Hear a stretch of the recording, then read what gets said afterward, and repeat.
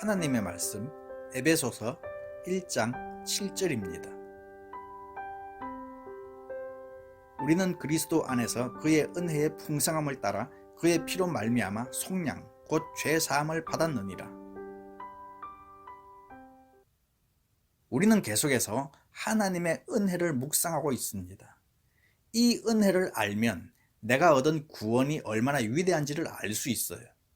은혜를 알게 되면 구원의 크기와 구원의 깊이와 구원의 넓이를 비로소 깨달을 수 있어요. 그래서 진정한 구원의 찬송은 내가 은혜를 알 때 나오는 거예요. 하나님을 향하여 부르는 내 영혼의 노래는 은혜를 알 때 비로소 나올 수 있는 거예요. 그런 점에서 우리가 이 은혜를 주제로 말씀을 나누는 것은 얼마나 복된 일인지 몰라요. 여러분에게도 축복이지만 사실은 저 자신에게 얼마나 큰 은혜인지 몰라요. 왜냐하면 내가 얻은 구원을 다시 정리하고 다시 세워가는 중요한 영적 작업이기 때문인 거죠. 지난 시간에 우리가 은혜가 어디에서 나왔는가를 들었어요. 은혜를 알려면 하나님의 말씀을 알아야 합니다.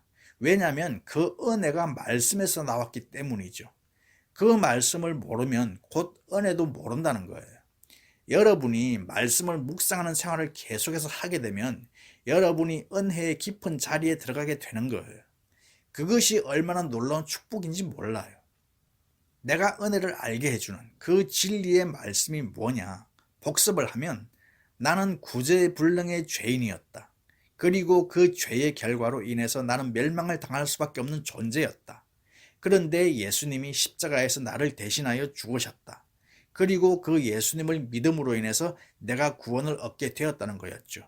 이 네 가지 단계가 은혜를 알게 해주는 중요한 일종의 프레임, 뼈대가 되는 거예요. 자, 그러면 오늘은 구원에 관한 거예요. 우리가 읽은 말씀 에베소서 1장 7절을 정리하면 하나님 은혜의 풍성함 때문에 예수님의 피로 속량, 구속, 죄사함, 곧 구원을 얻게 되었다는 거예요. 오늘 세 가지로 이 구원의 은혜를 나누겠습니다. 이 스토리를 알게 되면 내가 얻은 이 구원의 크기가 얼마나 위대한지를 깨달을 것입니다. 저도 이 말씀을 묵상하면서 얼마나 나 혼자 속으로 감동하며 하나님을 찬양하는지 몰라요. 이 은혜가 어디서부터 시작이 되었느냐? 첫사람 아담은 사탄에게 속아 넘어갔어요. 그래서 사람인 우리를 죄에게 팔아넘겼어요. 선악과를 따먹어서 너도 하나님처럼 되라는 이 사탄의 속임수는 결국 뭐냐면 우리를 죄에게 팔아먹는 행위였던 거예요. 그래서 그때부터 모든 인간은 죄의 노예로 사는 거예요.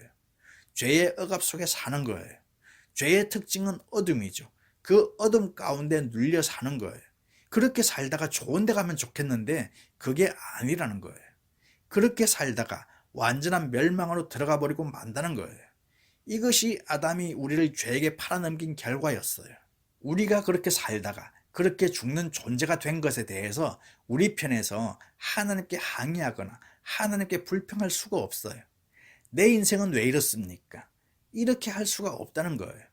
우리가 선택한 길이기 때문에, 내가 선택한 결과로 주어진 것이기 때문에 어디에 가서 하소연도 할 수 없는 거예요. 또 하나님 편에서 보면 우리가 죄의 노예가 되어서 살다가 영원한 멸망으로 들어가게 되는 것에 대해서 그냥 내버려둬도 아무 상관이 없어요. 하나님한테 왜 저 인간들한테 저렇게 죄의 노예로 살다가 영원한 멸망으로 들어가도록 내버려 둡니까? 하나님 뭔가 잘못하고 있는 거 아닙니까? 그 누구도 하나님께 항의할 수 없다는 거예요. 왜냐하면 하나님과 우리의 관계는 그 죄 때문에 원수 관계가 되었기 때문이죠. 우리 편에서 죄의 노예가 되어 살다가 영원한 멸망으로 들어가는 것에 대해서 누구한테 하소연할 수도 없고, 하나님 편에서도 우리가 이렇게 그냥 살다 가게 되는 건 우리의 선택의 결과이기 때문에 어떻게 내버려둬도 아무런 이의 제기할 수 있는 게 없다는 거예요. 그런데 은혜의 시작은 하나님께서 우리가 사탄의 일생처럼 되기를 원하지 않으셨다는 거예요.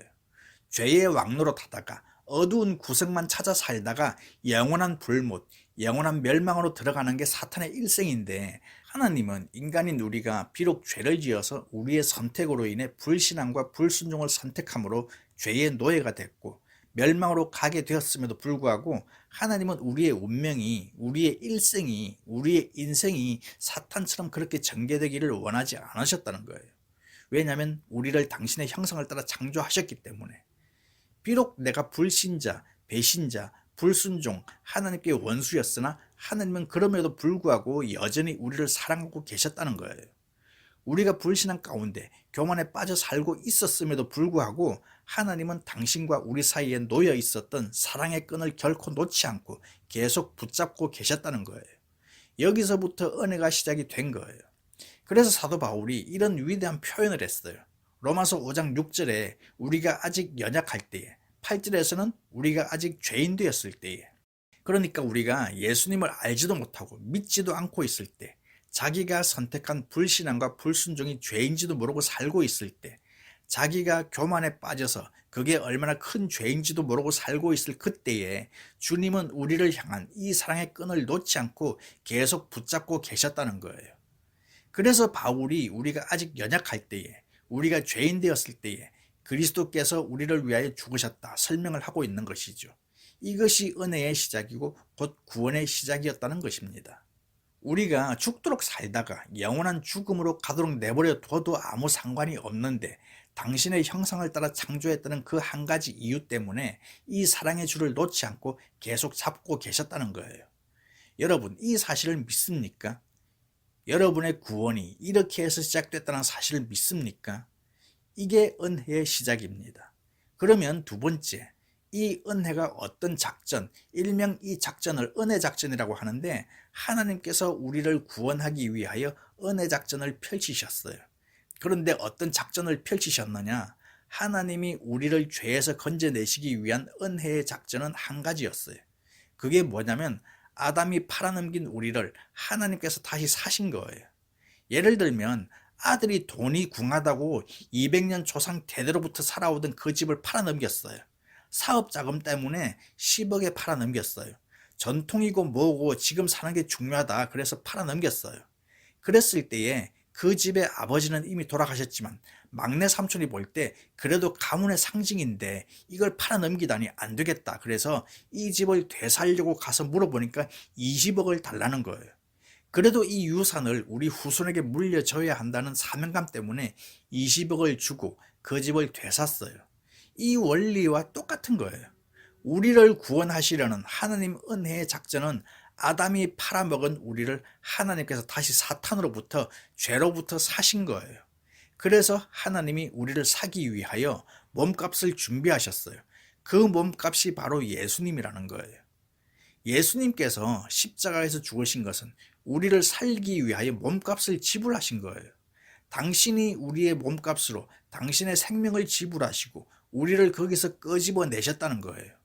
그래서 내가 받아야 될 그 심판을 예수님이 대신 받은 거예요. 그래서 사도 바울이 이런 표현을 했어요. 이 몸값을 지불하고 우리를 사셨다는 것을 고린도전서 6장 20절에서 이렇게 기록하고 있어요. 이 말씀을 우리가 그 전에 19절 후반부부터 이어서 읽어보겠습니다.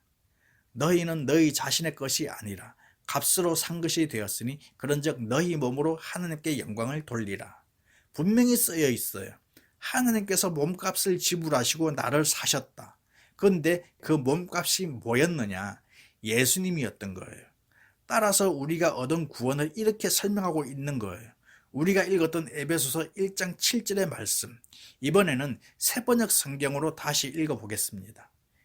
우리는 이 아들 안에서 하나님의 풍성한 은혜를 따라 그의 피로 구속 곧 죄 용서를 받게 되었습니다. 여기 하나님의 풍성한 은혜가 무슨 뜻이냐? 나 같은 죄인을 살리시기 위하여 그 엄청난 몸값을 지불하셨다는 거예요. 이게 하나님 은혜의 풍성함이라는 거죠. 우리가 얻은 구원은 하나님께서 나를 사주셨기 때문에 가능했어요. 많은 죄인들이 있는데 그 죄인들 중에 나를 지명하여 특별히 사주신 거예요. 그래서 내가 구원을 얻게 된 거예요. 그러니까 교회 안에서 너 잘났네, 내 잘났네 할 이유가 없는 거예요.